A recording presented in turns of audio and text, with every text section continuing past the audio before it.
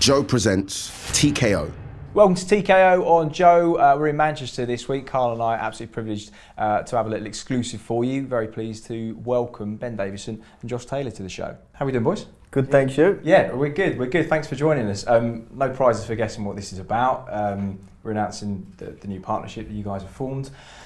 Josh, I'll come to you first because you've had an amazing 18 months. Can I ask a question first? Yeah. Why did you leave Cyclone Promotions? Oh, come on, I gotta start on this. No, I'm only joking. I could get in there, I could be here all day, but no, just leave it at that. Yeah, how many batteries have you lads got? Yeah.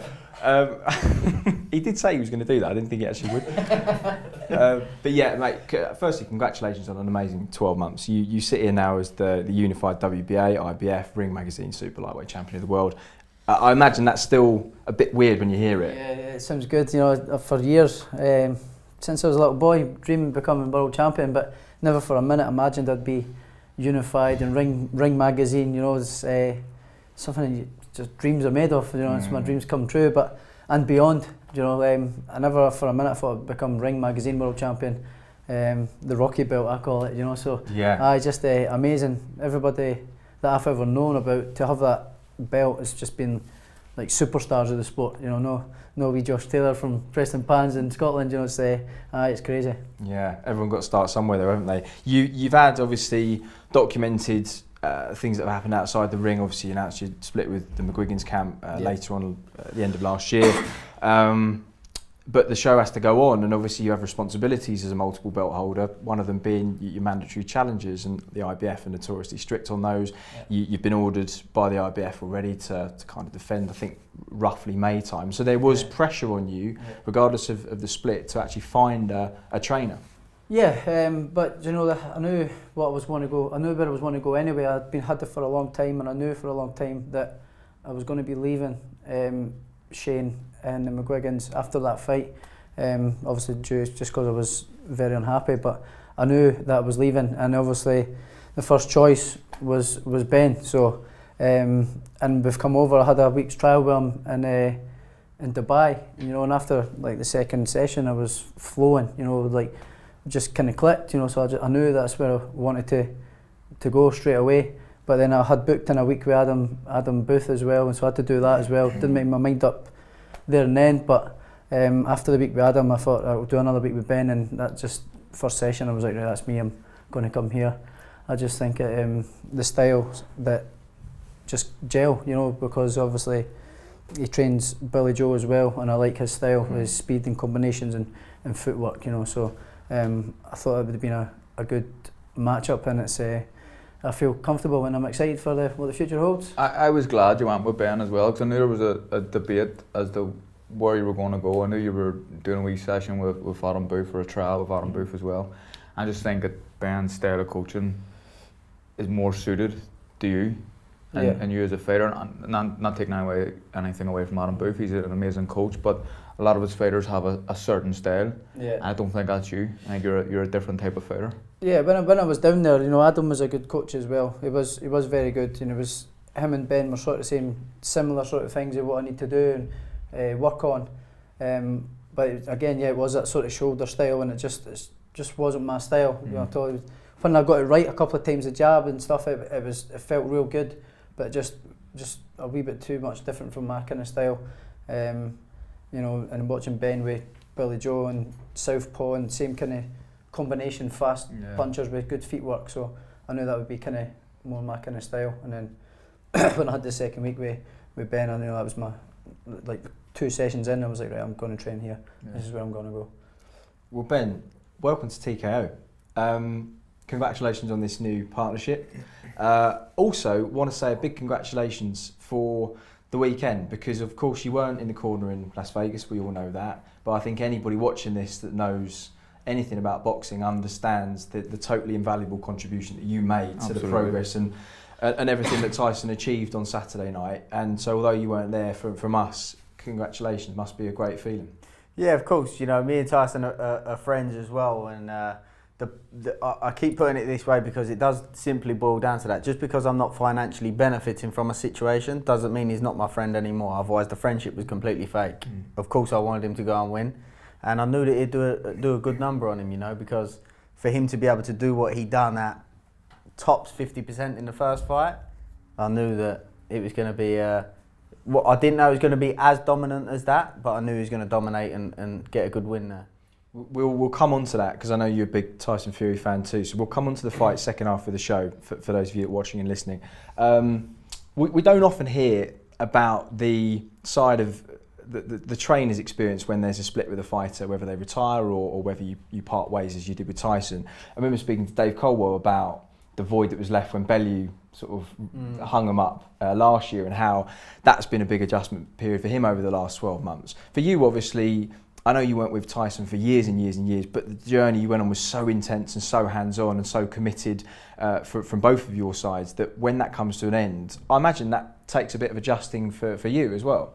Yeah, of course. You know, it was a 24/7 job, literally 24/7, 365 days of the year. So it took up all my time in the last couple of years, and but I knew that I was working again with Billy Joe, and I'd been contacted about the Josh situation as well, and it was actually, although it wasn't nice to part ways with Tyson, it was nice to have a little bit of time to myself over the Christmas period as well, because for the last 3 years, Christmases, birthdays, all of that, I've always been away, so it was nice to have a little bit of time to myself as well. Good stuff. Carl, you know yourself, you're in a similar situation to Josh, where you've left the trainer but you're at the peak of your career, so you can't, we see prospects changing coaches in the early stages of their careers, trying to work out what's best for them, but at this stage of your career, when you're changing trainers, there's very little margin for error because you're essentially going into big fight after big fight. There's no real easy ones from this point. And the stakes obviously are high this year for you particularly. And I know you had the same when you left and found Jamie Moore. Yeah, you have to fit. It has to be someone that you work well with and you agree with their methods and their approach to fighting and the approach they take to the fights and training camps and everything else, and even just life as well. So I had a few trainers in mind when I joined Jamie Moore, when I left the McGuigan, I had a few trainers in mind. Jamie was the first one that I went with, and it just felt a real click. And something I didn't do that Josh done was he went to somewhere else. I just really felt like I fitted in well in that gym, and I liked what Jimmy was saying, and that was enough for me. I had maybe another 2 or 3 guys in mind. I never even thought about contacting them then, because I think that it just worked well with Jimmy. You obviously need that time to gel. Who was it you fought before Donaire? It was Horatio Garcia. So that was the thing. I had a short camp, so and the fight was approaching. There was a date for a fight, and I had 6 weeks with Jamie. And it wasn't like I wasn't forced into going with Jamie. I felt like that was the right decision for me to make, but it was fast approaching my return to fighting again. I knew I needed a coach as well, so I was kind of half glad that he was the first guy, because maybe if I'd have went with someone else with a short space of time, I might have went with them, because I was getting close to approaching a fight, if you know what I mean. So there was in my head, Pete Taylor was one, Salas was one, because he was with David Hay at the time, and Adam Booth was in my head as well as a potential trainer, but Jamie was the first one I went to, and I'm glad I did. Yeah, and I suppose also the time that you then had to build towards the Donaire fight, you needed that 8 or 9 months together to gel as a pairing, going into a big fight. Yeah. Obviously you guys will have the same thing when you come to maybe that fight with Ramirez, if it's later this year or early next year. So in a sense, who's this guy, Apinon Consom, that you've been mandated for the IBF? These kind of fights are the ones that you want to have as your first ones together, because you don't really, Ben, want to walk into a fight with Jose Ramirez after, working with someone for 14, 16 weeks. Yeah, to a certain degree, but I feel like Josh is a similar sort of character to what us lads here are, so I can sort of quickly understand what type of person he is emotionally, how he is mentally, and you can see in the build-up to previous fights, big fights that he's had, how he approaches those fights in that manner. And stylistically, I feel like I understand him, I understand his strengths and I understand his weaknesses, and he is the level of fighter where you can make adjustments and of course you can improve them, but I do believe even without those adjustments he's good enough to beat Ramirez, in my opinion. Okay. You're I mean, the criticism that you had early doors when you first came on the scene was all really baseless. It was to do with your age and your relative inexperience as a coach. And obviously, 99% of those doubters were quashed after that first Deontay Wilder fight. For you, was the way that Ben led the corner that night and the calmness he showed under the highest stakes possible, was that one of the things that made you think he could guide me during these big fights? Yeah, I think so. Before that, it was sort of clips that I was seeing of him training with Tyson and obviously Billy Joe as well. It was little clips that I was seeing them, the style that they were working on, the combinations, the movement, the head movement and the speed and the feet work. It was really similar to the way I kind of box and kind of train, you know. So I thought that if I'm going to move, that's the kind of trainer I want to go with.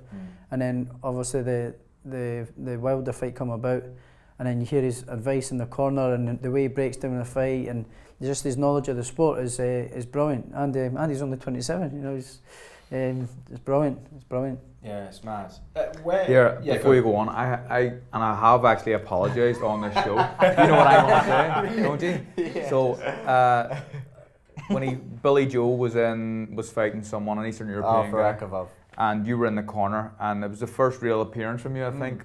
And I remember thinking it was a bad performance from Billy Joe, but I remember thinking there's no fucking urgency in the corner. But in hindsight, we now know that Billy Joe wasn't fit and there was no urgency, because if he had been if you'd have been two on top in the corner, there were no gears to go through. He'd have blew a gasket, and he may have lost the fight. So I have apologised, and I'm doing it here for making the statement that I made. I'd worked with Billy Joe for quite a few years before that, and I knew I'd obviously spent that training camp with him along with Jimmy Tibbs. It was only a couple of weeks before the fight that he parted ways with Jimmy, and I knew what was in the tank. And I knew that we had to be efficient in getting him to do the rounds, and the round management was very important. I know what makes Billy Joe tick, and I know what doesn't. So I knew when to push him.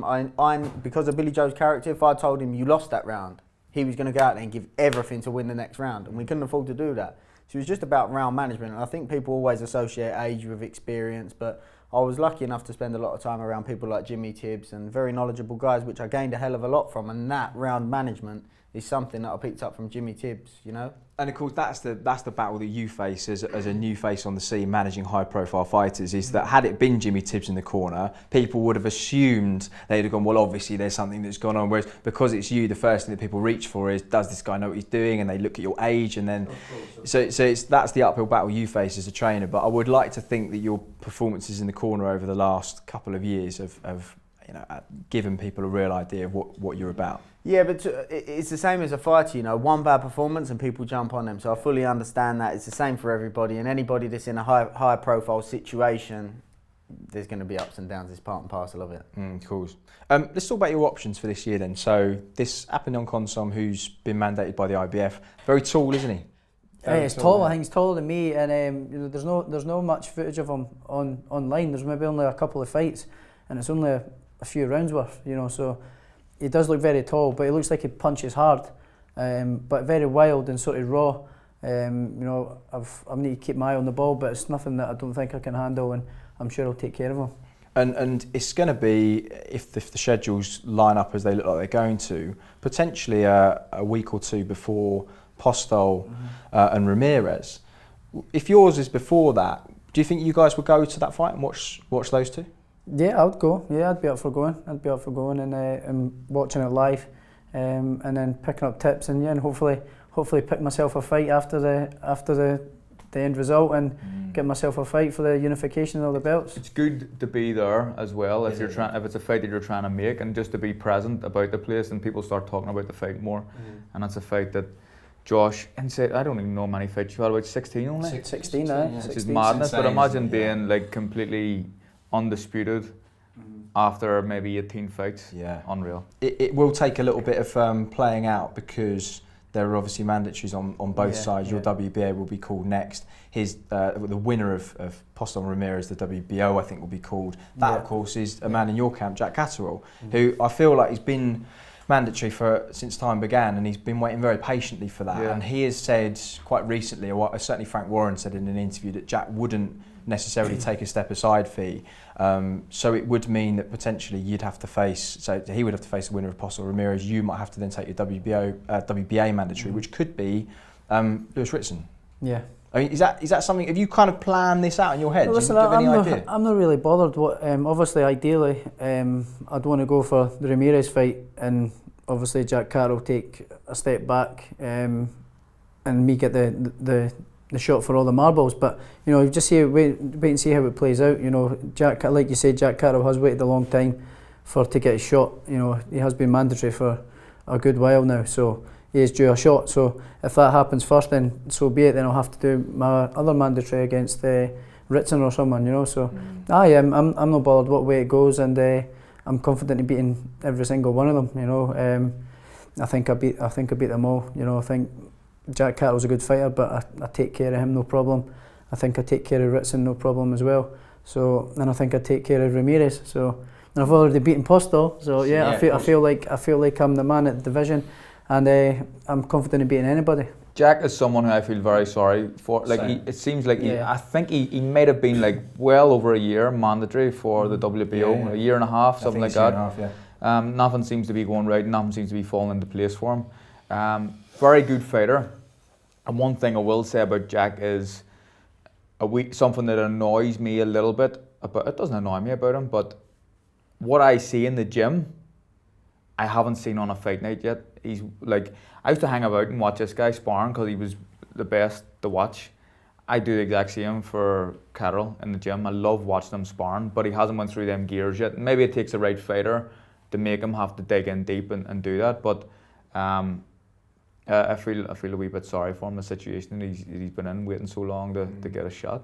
Well, fingers crossed he gets some opportunity at some point this year. Would be good to see. Another man who's chucked his hat in the ring yesterday, Ben, was Mikey Garcia, who we think will be back down at 140. He said he would love to come over to the UK. He said he loves the sort of look of the UK fight atmosphere, and he knows he's got some fans here. And he said if the opportunity to fight Josh was on the table, he would love that. As a trainer, you have got a lot of homework to start doing, haven't you? Yeah, but I don't want to shoot it down so we haven't got a conversation, but it's one fight at a time, you know, so we're focusing on Kong Song, and anything after that we'll deal with it when it comes. Okay, fair enough. All right, we'll be back with Josh and Ben shortly, but this week on House of Rugby, James Haskell tells us why you should never get on a boat with the England rugby team. We went whitewater rafting in Denver once, right, and what happened is obviously we were all these like 5 or 6 people in a boat, some people were down paddle boarding.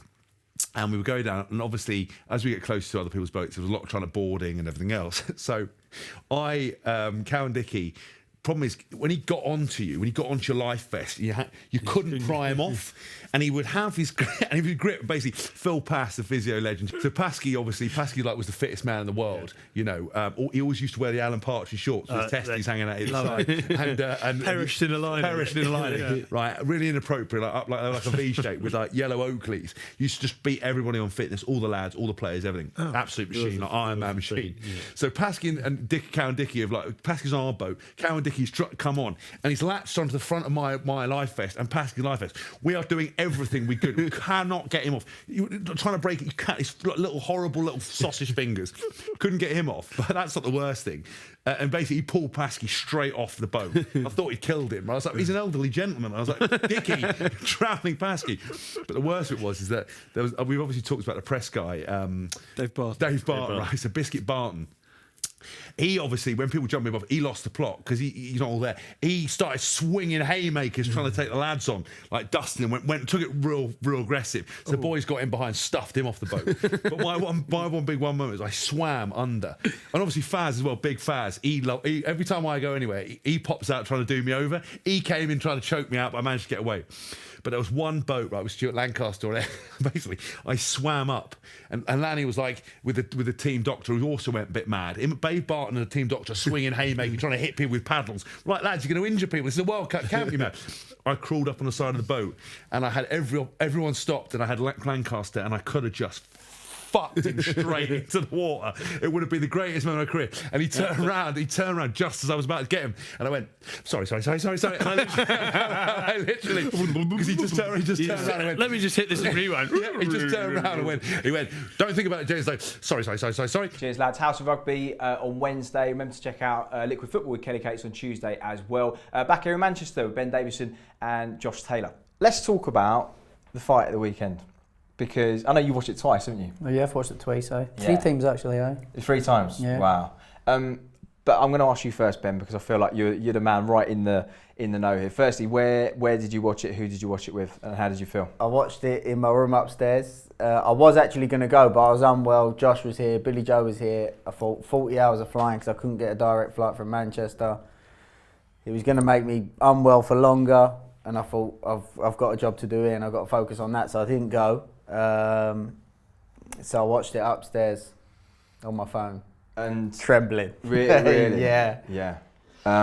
So I mean, there was so much. I've almost never seen so much sort of analysis and post-fight prediction and gossip and everything else before a fight as this one. It's almost been total overkill. Did you have any idea the way this fight was going to unfold? Honestly, I knew, and I got the text on my phone that Tyson was going to start fast. We'd spoke about it. We spoke about. I always talk about Wilder stylistically like Thomas Hearns, and he was obviously beat by Ray Leonard and Marvin Hagler, and we spoke about a blend of the two styles going into this fight, but so I knew Tyson was going to start fast, and I knew Wilder was actually going to start more patiently through things he had said and the Ortiz, second Ortiz, a few different things. I knew that was going to be the case, but sometimes as a fighter, you can see and feel things that a trainer can't see. And sometimes as a trainer, you can see things a fighter can't see. And in that 12th round of that last fight, Tyson 100% felt something from Wilder leave and knew that he could go about the job in that way. And I think after a round of it, he knew. Wilder clipped Tyson with a right hand in the first round. And when Tyson come back at him, I think Tyson saw and knew, I've got you. If you would had the reins for that fight, would you have pushed back against a more sort of forward, aggressive game plan? I was going to ask that question. Sorry, mate. Do you want to cut there and Carl can ask the question? I think to a fast start approach was right. I probably may not have said, okay, now carry that on. But depending, you have to assess it as it goes on, as the round goes on, because if there's damage done and you can see something in the first round, then you may keep working with it. There was a few adjustments that Andy and Sugar made, which was really, really smart. Tyson's lead hand position was quite different, and the way he established his jab was quite different. One thing with Tyson, which I was very wary of, was conventionalising an unconventional fighter. If you look at when Naseem Hamed started working with Emmanuel Stewart, it didn't work. He was an unconventional fighter that they tried to conventionalise, but the beauty of it was Tyson kept his unconventional side, but kept a bit of conventional, which really worked well for him in the fight. And I knew that, 5 fights, 10 stone weight loss, training for your mental health, training for a training camp, socialising, being a dad, all in the space of like 14 months, he was burnt out. And I think that showed in the Otto Wallin fight. And I knew that once he got a bit of rest, he was going to be a new man again. And he's coming into his prime now, and I don't think you've seen the best of him still. It's frightening. Yeah. Talk me through your memories of the fight on Saturday. So I was at the Bellator in Dublin and went down with some friends, drove up the road, didn't want to stay in Dublin because I wanted to watch the fight. Drove back up the road, got home, and I was watching the boxing. I fell asleep at, I remember Navarrete, the end of the Navarrete fight, and I fell asleep. Woke up the next morning, going to watch the fight, obviously, not knowing the result. And my wife is already awake and she's on her phone. She says to me, do you know who won the fight? And I says, no, I don't want to know because I'm going to watch it now. And she says, why do you not want to know? I know who won the fight now. I don't want to know, I'm about to watch it. And she says, they threw the towel in the 7th round. I was like, what the f***? Christine. What's wrong with you? Why did you do it? And I was so annoyed, but I still watched it. But it's not the same, is it? No. But the performance, I was kind of going, how's this going to go, this yeah, fight? you're right. And I remember being dead confused, and I always kind of slightly favoured Fury. And then I thought, closer to the fight, you know what, Fury's, I'm a bit more confident now it's going to be Fury. But I thought it would have been a weighed points decision with a few difficult That's what we bits. said, didn't we? Yeah. I didn't think he could manhandle him like he did. I didn't think he could do that. Like the first fight he had when Ben was in the corner, he won that fight in a real nice, smooth boxing performance, and he outboxed him completely.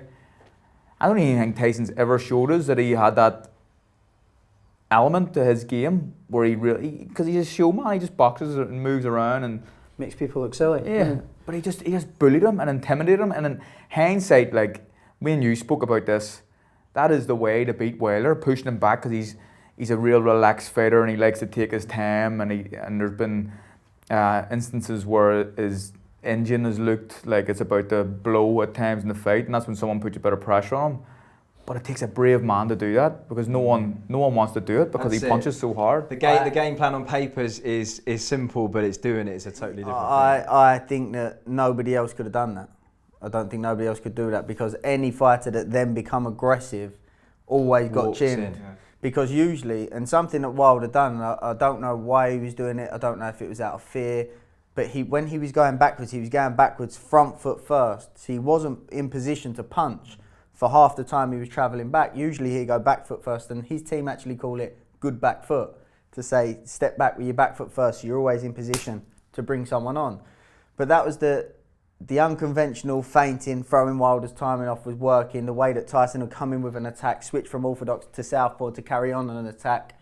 Those things that he kept but also gained was important. But I do think that for Tyson to be able to approach the fight in that manner, I feel like the first fight and the ending of the fight and how Tyson started to dominate in the last few rounds was a huge factor. I felt like this fight was round one was round 13. Talking about the feinting, for such a big man, he's probably the best feinter in boxing. Yeah. Really fast twitch. You know what I mean? Like triple, double, and triple Yeah, feints too. for the look of him and the body shape of him, his fast twitch and his feet work is amazing. Do you remember the first press conference they done in London?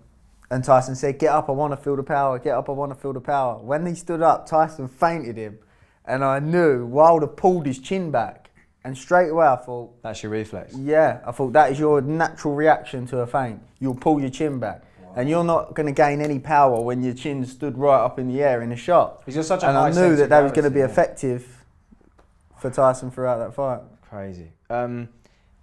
I mean, there were certainly signs that, as you said, Carl, that when pressure is put on him, he folds. And I always felt he was quite lucky in the Ortiz fight, the first one, because the end of round, I think it was 7 or 8, whatever that horrible round was. I wouldn't say that by the way folds because he stayed in there as long as he could. That's the wrong. Yeah, just the fact Just sit that. and duck, I thought. Like, Yeah. It was And Ortiz. just hanging in there by a thread. That's it. It was, and Ortiz, I think, was unlucky in that they gave him a minute 40 rest nearly because he had the minute rest. Then the doctors checked him, and there was a lot of messing around, and it felt as if they were trying to give him time. And I always wondered what would happen if he'd gone out for the start of round 8 when he was supposed to.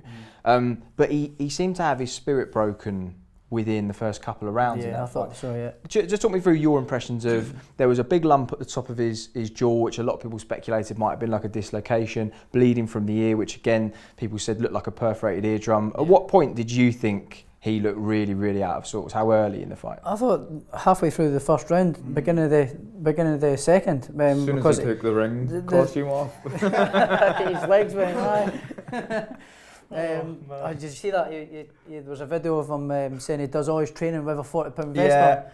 And that's terrible. Terrible. All these Americans with their excuses, man.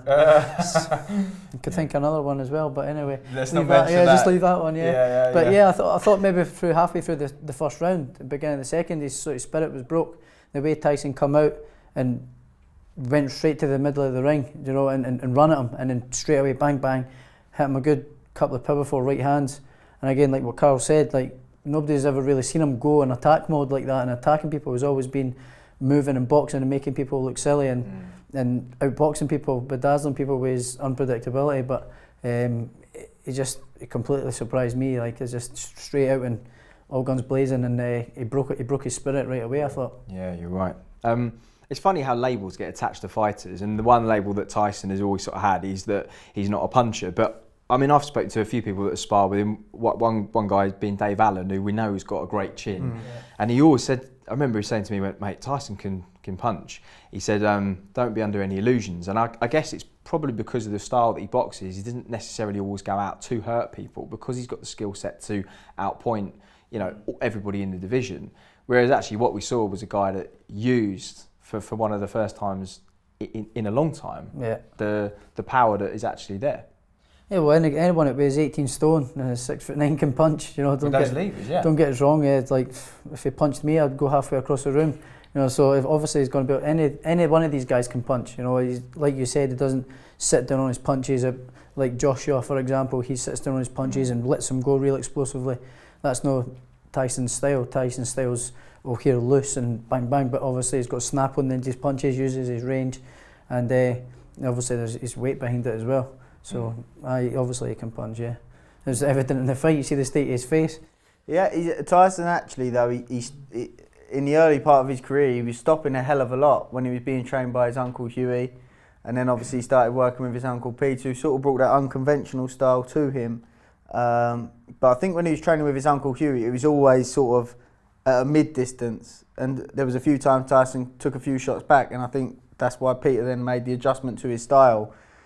And then I think what he got right on Saturday was when he was committing with his shots, he was smothering, not allowing an opportunity to be countered back, and then using his physical size and physical advantages to manhandle Wilder, which was a good smart adaptation. I mean, there was obviously all that commotion in the corner in the 7th with Mark Breland and the towel and the criticism and everything like that, but do you feel, I mean, Wilder has always had a track record of losing quite a considerable number of rounds against opponents and then pulling the trigger and the fight's over. But for the first time ever, I don't know if you agree with this, it looked like he had an unloaded gun in the right hand. There was almost no chance that shot, even with his track record, he was done, wasn't he? Yeah, everybody can be an expert after the situation. But I think all this thing about the suit on his legs, and what it realistically boils down to is some people rise to the occasion and some people not fold on the occasion. I wouldn't say folded, but the occasion gets to him in a more of a negative way, put politely. And I think I actually was speaking to somebody before, and we know that Tyson rises to the occasion. We've seen it. There's no question of that. But we've not seen Wilder do that yet. Yes, he landed a shot in the 12th round when Tyson was in the position he was, after dominating for, people say 10 rounds, but it wasn't realistically. Out of the 12 rounds, he probably took a minute and a half of the 12 rounds. And I knew that Tyson rose to the occasion. I don't think Wilder did. I think the occasion got to him. I think, like I say, when he hit Tyson with the first right and Tyson went back at him, I think that, like Josh was saying, halfway through the first round was the moment where he was like, fuck. Question to you guys: if you're Deontay Wilder, you've got another 20 odd days from now to trigger that rematch clause. They're saying they're going to, but would you want to if you were him and that had happened to you on Saturday? Me personally, well, I would take it. Yeah, but he's no, like, thinking about it, he's not really going to get that kind of money anywhere else now. He's had a whipping, and I think he'll get it again. So he'll get paid well for this next fight, and then he'll get a beating again, I think. And then, I mean, where does he go from here if he doesn't take the rematch? Where does he go? Who does he fight? I don't think he truly believes he can beat Fury now. He lost the first fight when it was given a draw by being completely outboxed. He lost the second fight by being manhandled and bullied and outfought. Yeah. I think he'll probably seek a third fight, but again, for the financial gain of it, because I don't know, unless he fights Joshua or someone like that, the money's not even going to get close to it. I don't think he does fight Joshua now without a belt. No. I get the impression Tyson as well is one of those sort of data gathering fighters that the more time in the ring he spends with you, the better he gets. And it seemed, even from the start of round 1 on Saturday, that the timing, the distance, the understanding of Wilder's tells, even when because he covers ground at an extraordinary rate. Even though he telegraphs that right hand, if you're not switched on, he's still going to hit you, because he can go from one side of the ring to the other. But Tyson just seemed to be so much calmer and so much happier. Do you feel if a third fight were to happen, it would just be even more comfortable for him? I think that Wilder coming in at that weight was a big mistake for him. Big mistake for him. But as soon as he stepped on the scales at that weight, I thought, you've made an adjustment to prepare for Tyson. You're not worrying about him preparing for you. And I thought you're in the wrong mindset. In terms of would I take a trilogy, depends how you're looking at it. As a manager, I'd say I want a nice cut of the pie to allow you and Joshua to fight, and I want this fight there to maximise what he can get while doing a rebuilding process. generate as much as you can. As a fighter, you take it. So I don't know, it's a difficult one. We're joking about this this £40 suit excuse and everything else that he said. I feel like, I don't know, is there a chance he could be a little bit concussed and talking to the media a little bit too early? Because those kind of things, I'm sure he'll look back on those in 6 months with a clear head and think, what was I saying? But he took a real pasting on Saturday, and then he's done an interview essentially Monday morning. Potentially a little bit too soon to be speaking to people when you've not really got a clear head. I don't know, hard one to say, innit? Yeah. I don't know, but me personally, if I took a beating like that, you can't make excuses and make, like, he wears that suit out to the ring almost every time, doesn't he? Something similar anyway. Something similar anyway. So he's used to it, he knows what he's doing. He's took a beating and he's trying to find an excuse and blaming his coaches and this and that. It's one of the worst excuses. It's terrible. Well, I don't know about that. What about David Hayes? Broke his toe. Worse than David Hayes. Broke his toe. Broken toes worse than walking in with a Broken ring. toe's actually quite painful. And Too heavy.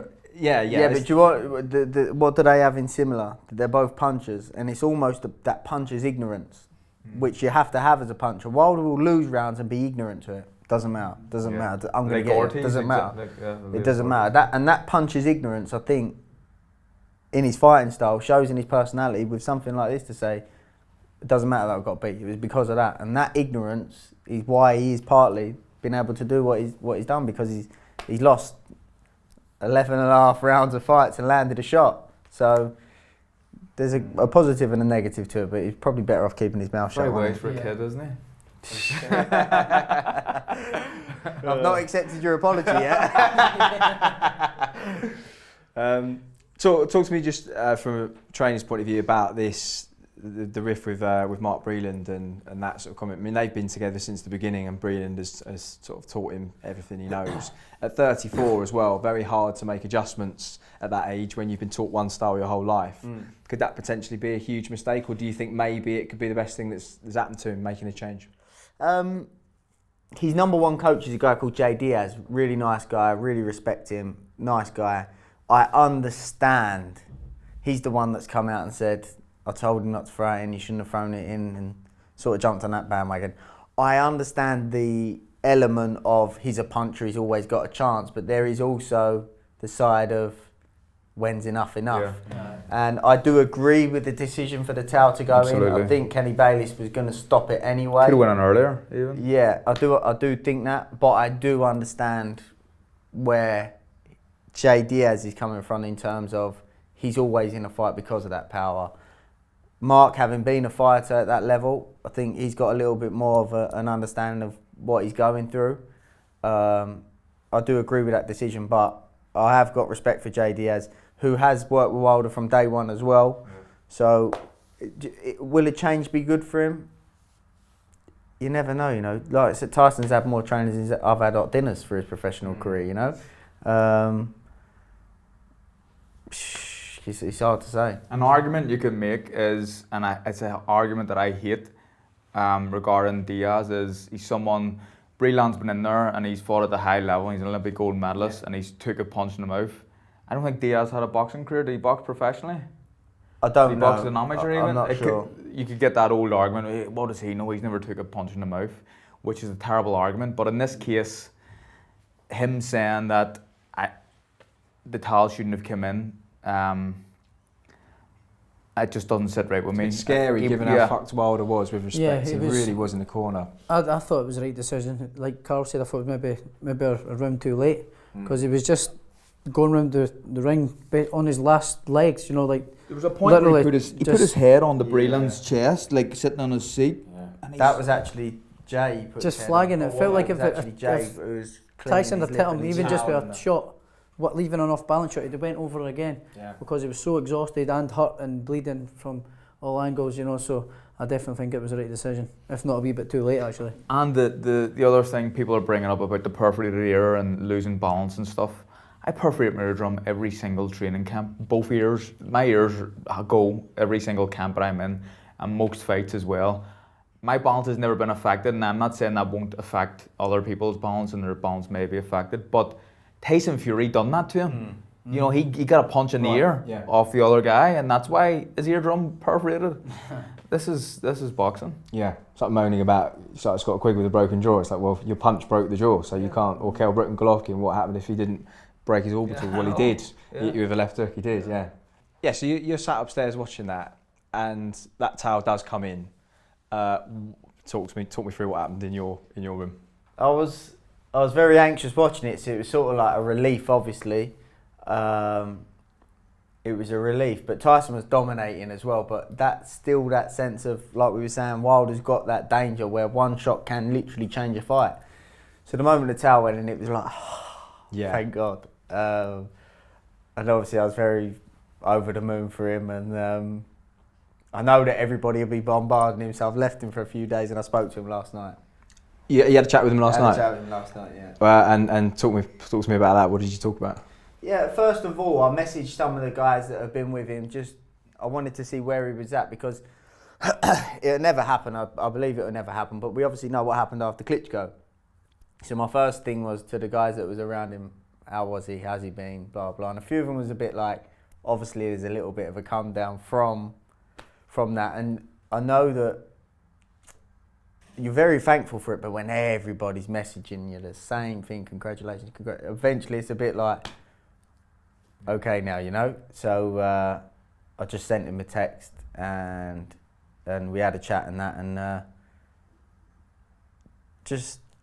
I know the type of person he is, and I don't want to say certain things, but we had a chat that only us would really understand in what sense it's meant, you know. And yeah, he's in a good place, he's in a good position. I think he's going to pop down next week, and it'd be good to see him, you know, and because there's not many that obviously a lot of it was documented, where he's come from and all the rest of it, but nobody in their right mind is going to let anybody see their real lowest points. You're going to see bits of it, even images that you see and little clips that you saw. They was filmed at the best moments, at the angles that aren't so bad, and you know, obviously the condition mentally, physically, emotionally that he was in.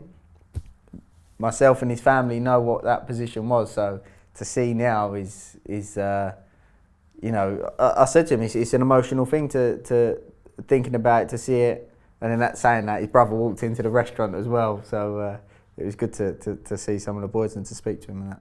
So is there any part of you, even a small part, that just regrets not being able to be there and just close that final chapter with all the work that you did together, or do you just have kind of happiness for Tyson? I'm always under this belief as a trainer that the journey's the fighters, you know, and we're a part of it. So it wasn't about, I don't look at it, and I understand somebody actually said to me, which I understand to a degree, I bet you want him to get beat. And I was like, why on earth would I want him to get beat? Some people would. I do understand that some people would. But I said, look, I've got many, many years in this sport, many years. He's got one career. If he was to take one loss, how that would affect him for the rest of his life. As a coach, if you take one loss, it's not going to make you, it's not going to break you. I understand that. One win, one loss isn't going to make you and break you. But I look at it from a fighter's point of view, and with that emotion, you know, one win or one loss can make you or break you as a fighter. And I'm not that type of person. I want him to have the most success that he can have. And, you know, to see him do that, yes, I was a part of it. But how many other people were? His family was. His Uncle Huey was. His Uncle Peter was. His amateur coach was. Sparring partners. Loads of people play a part for a fighter, but it is about the fighter ultimately. So I would have liked it to have been there, but it's worked out for the best for him, and that is the most important thing. I love that honesty as well, like, and it's not, you can tell just sitting here, none of it's scripted or anything, you're just speaking from the heart, and obviously Fury is your friend, and you've came a long way, and I think that me and Chris were kind of talking about this, like, you should be congratulated alongside everyone else. Obviously Fury is the man, he won the fight, but there's been people who have played massive roles in getting him to become, in my opinion right now, the #1 heavyweight on the planet, and you were a huge part of that. No, I appreciate that, thank you. And I have got to say, I've had a hell of a response from the boxing world in that constantly, lots of nice messages and that, and I do understand that. But I am a part of it. Tyson is Tyson Fury. And now you two have got a journey ahead together as well, hopefully a long and successful one. Hopefully long and prosperous, I'm at the top of the hill now. It's my job and Ben's job now to keep me at the top until I retire. You know, obviously my ambitions is to retire undefeated.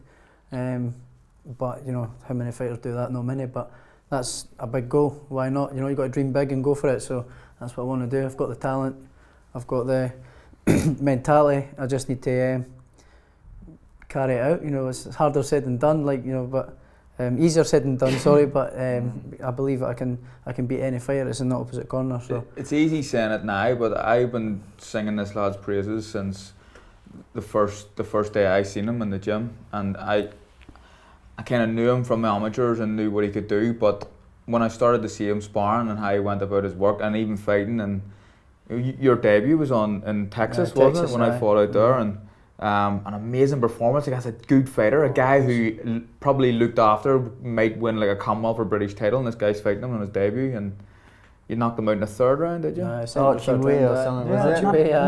a bad fighter at all, but to be fighting on your debut. But I've like, it's easy in hindsight saying it.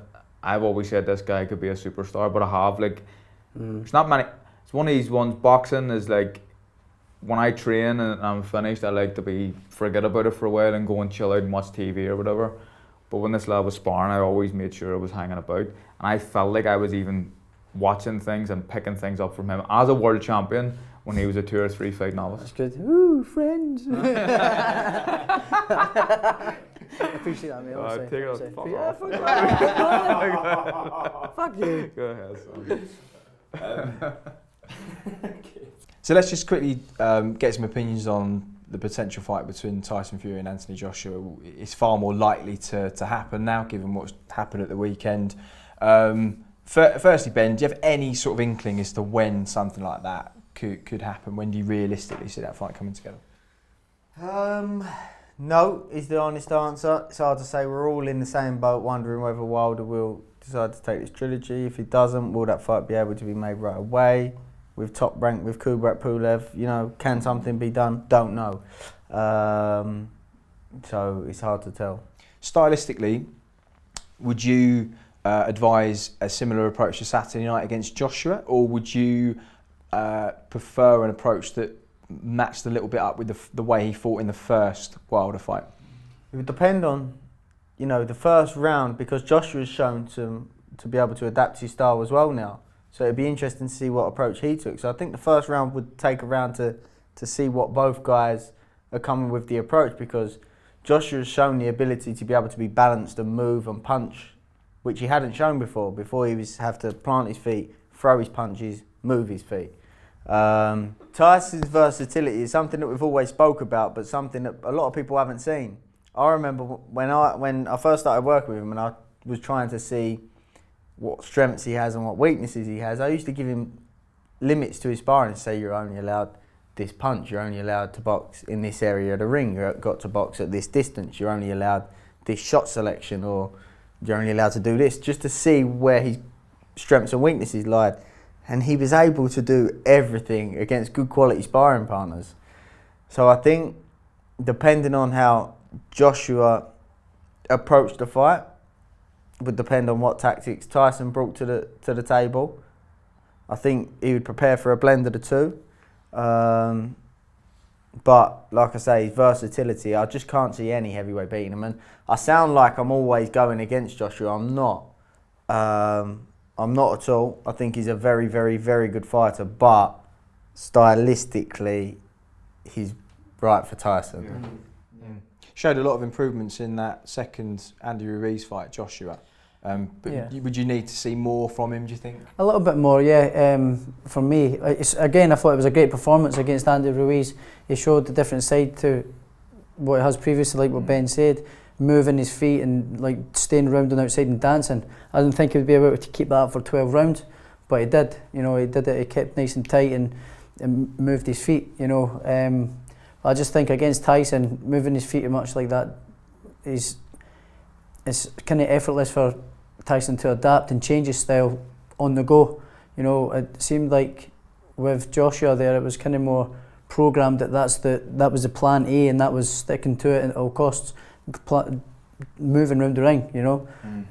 I just think, but having said that, against Tyson, if they get in close, I do believe Joshua's very good up close, you know, with the tight and compact punches and explosive power. So if it gets up close, Joshua could catch him and drop him and whatever. But I think Ben made a very fair point about being able to judge the approach after a round. Yeah. And there's not many fighters that you could say that to. Like, most fighters go in with a game plan and maybe plan B. Everyone talks about plan B, but a lot of time there isn't a plan B. But Fury is someone who could have plan Z. You know, he's like, whatever you tell him to do, he would be able to do it because he's got everything, a little bit of everything. I think it was Zab Judah talking about sparring Floyd Mayweather, and he said I sparred him for 10 years and he was never ever the same in the ring. Every time I got in with him, he was like an octopus. Tyson showed that actually in the Otto Wallin fight. I'd said to Tyson, I know that he's going to come out and try to start fast, just to try and prove to himself that I belong at this level, to convince himself more than anything. But I also knew from fights that I'd watched that he wasn't going to do the rounds as well as an experienced campaigner like Tyson was going to be able to do. So I sort of spoke to Tyson about nullifying him and then sort of taking it to him more and more as the rounds went on. And Tyson in the second round landed a good shot, third round landed a couple of good shots, then got cut. And obviously against the southpaw, when your right eye's cut, to remain at distance is a little bit dangerous because it's your vision on this side with their backhand is susceptible. But it was also to get close, you was risking the cut worsening. But at the right time, when the right time was to close the gap and take that risk and close that gap, he showed that he's able to do that as well. And actually in the changing room, I sort of had a feeling that in his warm-up, he was gassy in the change room, and I was asking him to box, and I knew he wasn't right in the change room. So I actually adapted the warm-up to start working at mid to short range. And for him to be able to make that adaptation at that point to go, right, this is how it's going to be. It's not many can do that. Not many can do that.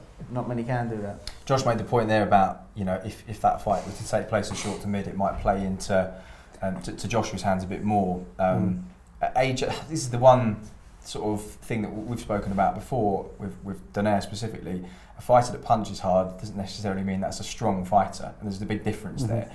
AJ is a physically very, very strong fighter, and I remember Rob McCracken saying the only fighter that I never see Joe Joyce able to push back is AJ, so just physically a beast.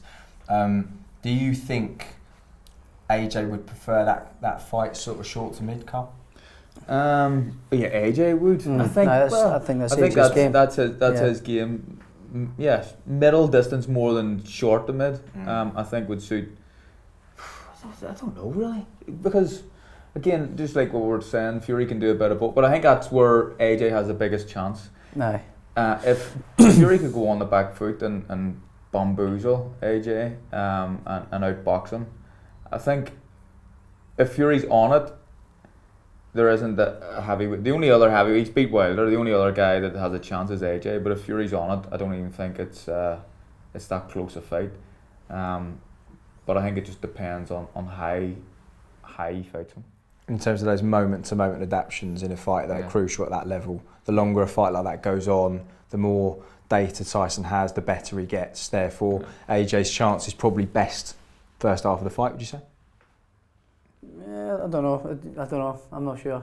I'd say probably first half. I'd say you know, but you just never know with the heavyweights. You know, but like, when was it he put Vlad down? Was it the sixth round? It was late. Fourth, he got put in the and then he got put down in the sixth, and then he put Klitschko away in the 11th. Yeah, well, well, there you go. So it doesn't really matter with the heavyweights. It can be over at any time. But I just believe that Fury would just outbox him. I just think he's got more variety to him. You know, it's just when it comes to a boxing match, I don't think there's anybody that can match Fury in terms of boxing. I'll tell you what, if we thought that they'd done Wilder Fury to death with the analysis, wait till Fury Joshua, right? You're gonna be in the BT studio for hours, mate. I'll earn a fortune sitting back, won't I? You will. Lads, an absolute pleasure. Thanks so much for your time. Good luck this year. Cheers. All right, episode of TKO done and dusted. Many thanks to Ben Davison, Josh Taylor, and of course Carl. Thank you at home for watching as well. We'll see you as always in 7 days' time. You've been watching TKO on Joe.